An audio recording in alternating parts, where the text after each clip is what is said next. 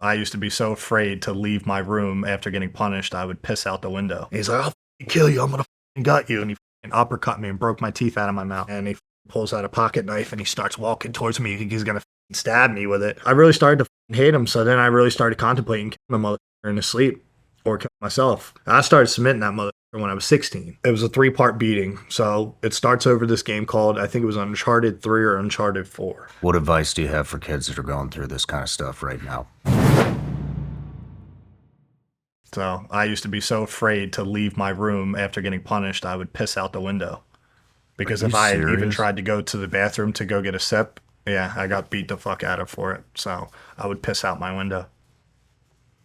So fucking terrified. And I pissed myself till I was about 12 years old.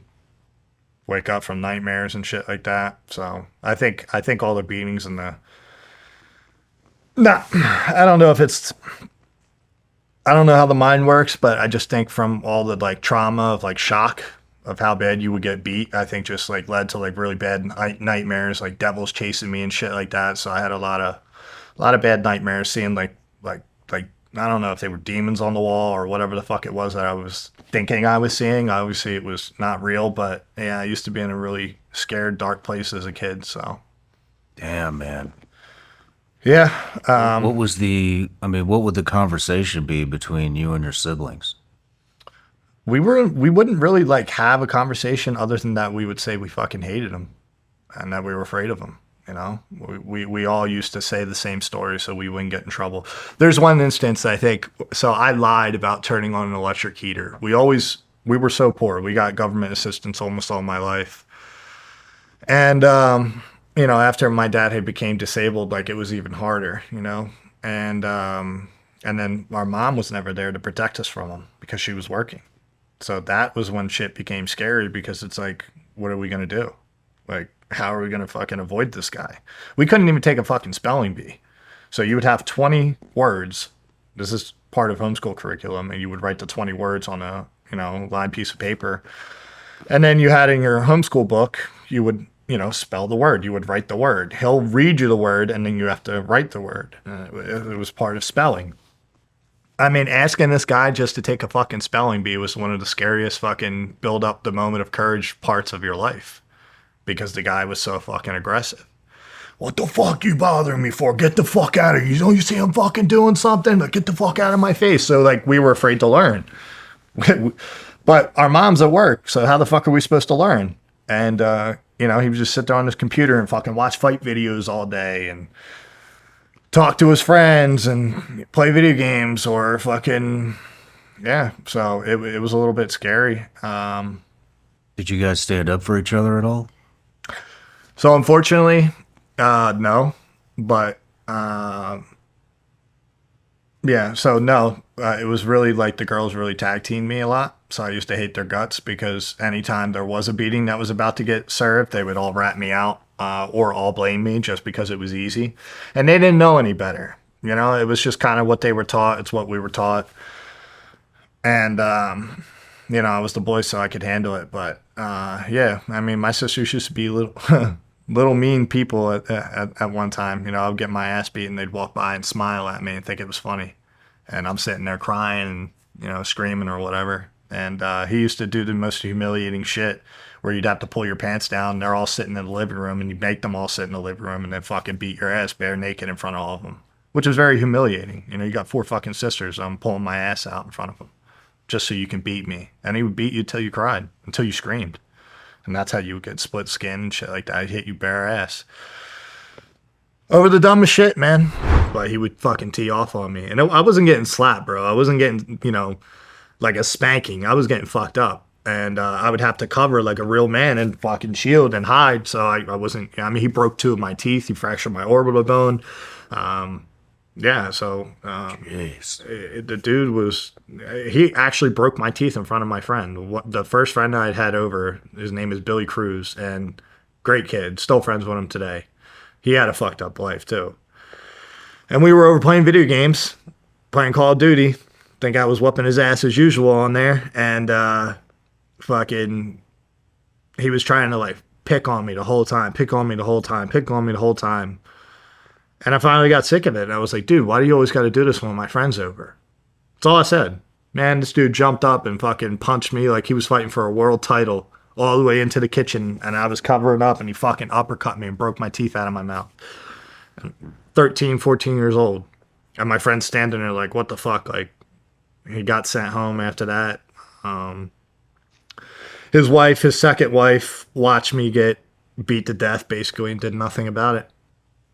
Did nothing about it. And then he brainwashed her to the point that she was like, oh, you were a bad kid. You were always mouthing off, mouthing off. And I was like, questioning isn't mouthing off. Questioning why I'm getting beat isn't mouthing off. But his thing was like, when I say jump, you say how high. You would ask him why you're getting beat. All the time. How would you ask him? After I got fucked up, I would say, why do you hate me so much? And he would tell me he hopes I fucking die and I kill myself and my feelings don't matter. And yeah, that was pretty much the premise of it. So he would never give me an explanation. It was just a rage. You could tell. He had like the crazy eyes, man. He was one of them guys that has the crazy eyes.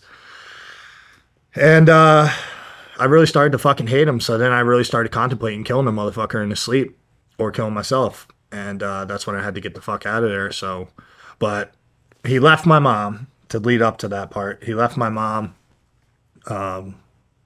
and was already cheating on her. He had cheated on her already. But then he was talking to this lady and he moved in with her. And she had already had 2 of her own kids, and basically there was like fucking 4 or 5 of us in a 2-bedroom apartment. And the whole situation was fucked up. And yeah, I mean,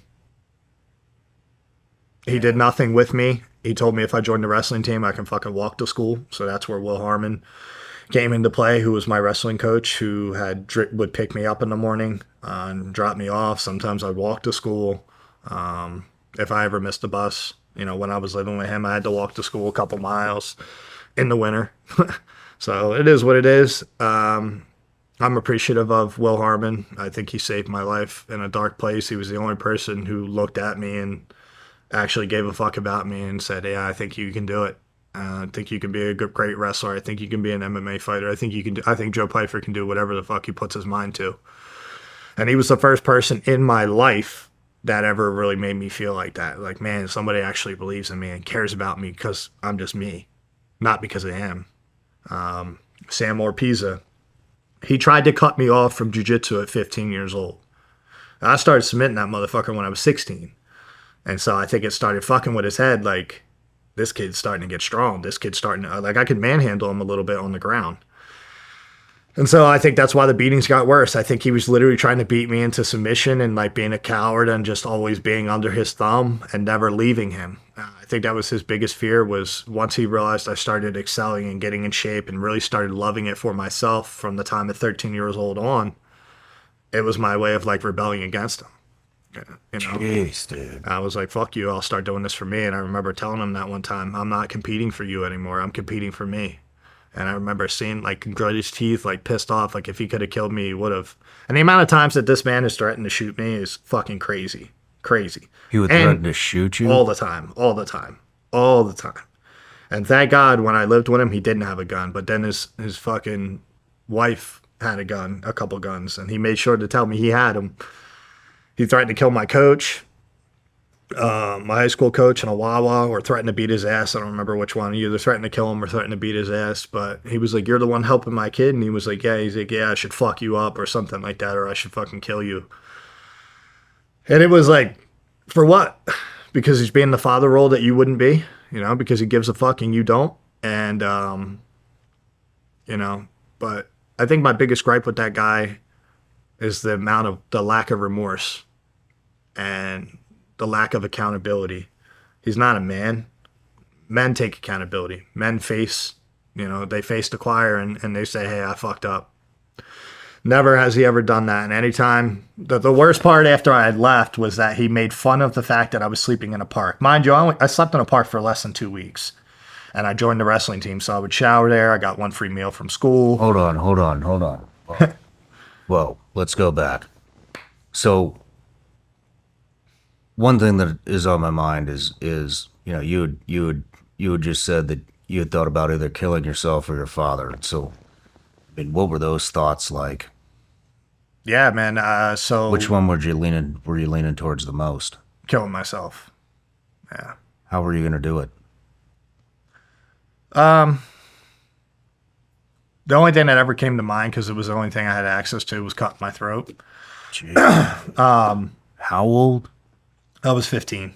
15 years old. Yeah. You're So thinking about slitting your own fucking throat. yeah, or Kill his, yourself. or his. I got tired of it, man. I got tired of expressing myself, and I got tired of feeling that feeling of like worthlessness. I felt like I had no value in life. I felt like I was just breathing air. And then when he tried to cut me off from jujitsu, I'm literally going to school and coming home to an abusive home, and there's nothing positive in my life. And he made it clear to let him know how much he fucking hated me, and I should have stayed with your fucking mom. If you were with my mom, if I was with my mom, I probably would have been put in juvie, which was probably true at that point with our relationship. She had threatened to put me away in a home, but I also hated my mom's guts because it's what I was convinced to do.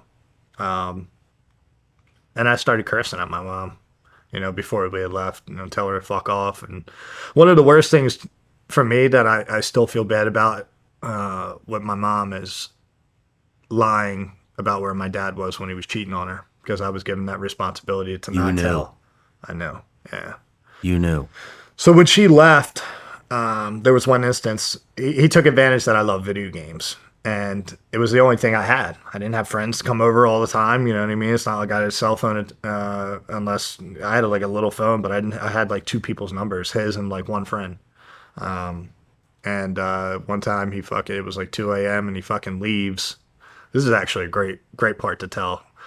So my mom's living with one of her friends at a farm with my four sisters, and they're living in like, it basically was a shithole, and they were all sleeping in her living room on fucking couches and like blow up mattresses and stuff. So it's not like they had the comfort of like living in a nice house. They were living in a shitty situation, but they were just happy to be away from him.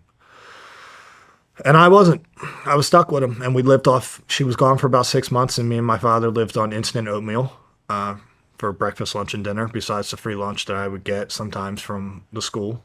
And electric got shut off at one point, and one of my black friends named Scott Roseborough, his grandmother had fronted us money so we could stay there because we were going to get evicted.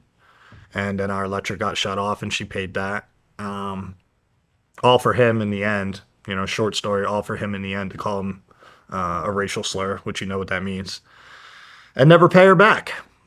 So he ruined my friendship with her. I was still close with, my friend Scott, but, we lost connection over the years just because I think things just got awkward. Yeah, so at like 2 a.m. he goes and leaves to go bang this woman who was cheating on her husband as well. And they fuck in the car. And only time he let me play fucking video games is when he was going out to do something fucked up. And then when he was with this woman that he wound up moving at. But wait, before I jump onto that. So he goes and he does that thing. The lady's husband winds up finding out. I don't know if it was days later or weeks later or whatever, because they were fucking around for a little while. And I wasn't talking to my mom at all when she had left. So the guy finds out and comes to the house, says he's going to kill me and him. And he's an older dude. He couldn't fight. Dude was a bitch. But shows up, banging on the door, and my dad, the coward that he is, fucking hides in the other room and tells me if he walks in, hit him with this. And he had a wooden bat, like a wooden staff, and it had like fucking, I don't know if it was electrical tape or something, but basically he had a wooden bat. So I stood beyond the door, and if he was going to walk in, I was going to crack that motherfucker right in his head. And thank God he didn't come in the house, but my dad was in the fucking dining room hiding like a little bitch and was ready to let me take the downfall for something he did. Holy shit. Dude. But it shows the type of coward he is. How old were you when that happened? 15. One of the last beatings I got, I'll give you the last beating that I got. It was a 3-part beating. So it starts over this game called, I think it was Uncharted 3 or Uncharted 4. And we were playing co-op. And I was getting all the kills. I've always been good at video games, whatever. Dude starts freaking the fuck out, bugging out over me getting more kills than him. You steal my fucking kills. You're always trying to outdo me and all this shit. You fucking scumbag piece of shit. And I'm just sitting there and I'm like smiling at first. Then he takes the controller, and that's why he fucking freaks out. He takes me smiling like, what the fuck do you want me to respond? Like, I'm just going to keep doing my thing. Like, I'm playing a fucking video game. We're on the same team, you dick. Like, so he takes the controller and fucking chucks it at me. He splits my fucking head. I still have a scar in the middle of my head from it. And so I have blood coming down my face. And I looked at him like I wanted to kill him. And he was like, yeah, you want to fucking try me? So he jumps up. He's like, you want to fucking try me? Starts hyping himself up and then just starts letting off on me in the living room. So I just curl up and eventually have like a blood full mouth. I start laughing at him. Because I was like, I don't give a fuck. You can't break me, bitch. Like, so I started laughing. He's like, go pack your shit. So I started packing my bag. Comes in the room, takes all my shit, throws it on the floor, starts fucking swinging on me again. He was like, yeah, there's all the shit I've done for you. Starts swinging on me again. We fight in the fucking... And I never swung back. And when I say fight, I'm just curling up. I'm just trying to defend as best as I can. And he's like grunting. Like, you could tell he loved it. He would grunt every time he would hit me. Like every single time, trying to put everything he had into it. But little bitch couldn't knock me out. So there's that. And then I wind up walking out of the room. I put my bag on the couch. And he corners me in the kitchen. And he starts fucking swinging on me again. And he's like, I'm going to kill you, motherfucker. I'm going to fucking kill you. Comes back, fucking, like, leaves for like 5 seconds, comes back. I should have just ran out of the door. But, you know, a little fear locked up, I guess, at that point. Or a little hope that he was going to, like, fucking calm down before I fucking left. And he fucking pulls out a pocket knife and he starts walking towards me. He's going to fucking stab me with it. And he's like, I'll fucking kill you. I'm going to fucking gut you and all this shit. So I fucking shoved him right over the fucking table. It was like a little plastic table. Shoved him over the table, grabbed my fucking bag, ran out of the house, and never went back. Damn, man. Slept in the park for almost 2 weeks. Wound up meeting a kid that was getting racially bullied that I stood up for. Hold on. You slept in a park for 2 weeks? Almost 2 weeks, yeah. How old? 15? 9 days, yeah. 15. I was turning 16 like the week after. So, no birthday for me. What advice do you have for kids that are going through this kind of stuff right now? Speak up. Speak up. Talk to somebody.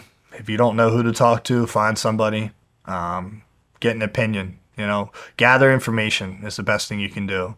Like, since I've been out here dealing with everybody from, you know, the Daily Wire, which is what the documentary is going to be on July 25th and whatnot, I've gotten all their opinions on the whole Dr. Phil thing too, you know, because I like Dr. Phil. I think it's, you know, it's cool, whatever, but it's got to make sense. And it doesn't really make sense to give this guy what he's always wanted, which is to be relevant, you know? Yeah. He's nobody without me. That's how I see it. And, but yeah, speak up. Put your fucking pent-up energy into a sport. If you're a sports guy or girl or whatever, you know, if you're a books person, fucking study more than anybody else. Educate yourself more than anybody else. Whatever you put that time into, it will pay you back. It will. Hard work doesn't go unnoticed when you have to put it to the test. You know, sometimes it goes unnoticed because nobody sees you doing it. But when you start to perform and you've done all the hard work, there's no denying success from that. So put that anger and energy into a sport is the only thing I can relate to.